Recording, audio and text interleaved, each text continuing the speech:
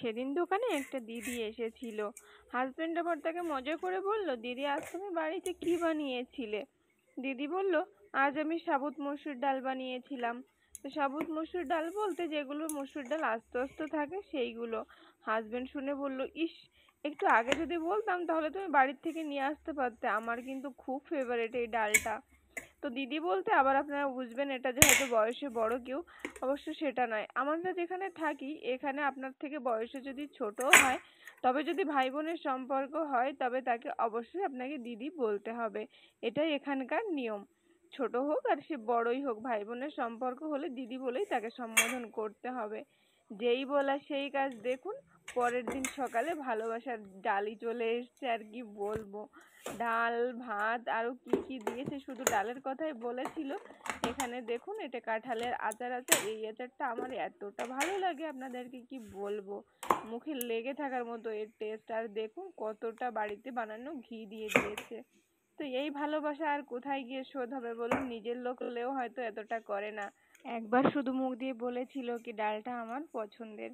তো যাই হোক, আজকের ভিডিওটা একটু অন্যরকম হতে চলেছে। আজ বাড়িতে ছিল কীর্তন। তো এখানে কীর্তনটা কিভাবে করা হয় সেটাই আপনাদের সঙ্গে আজ শেয়ার করব। অন্য কোনো কথাই আজ আর বলবো না। তো সাথে থাকুন আর ভিডিওটা এনজয় করুন। আর কেমন লাগলো কমেন্ট করে বলবেন। ভালো লাগলে লাইক শেয়ার কমেন্ট করবেন, খুব ভালো লাগলে একটা শেয়ার করবেন। তো সাথে থাকুন।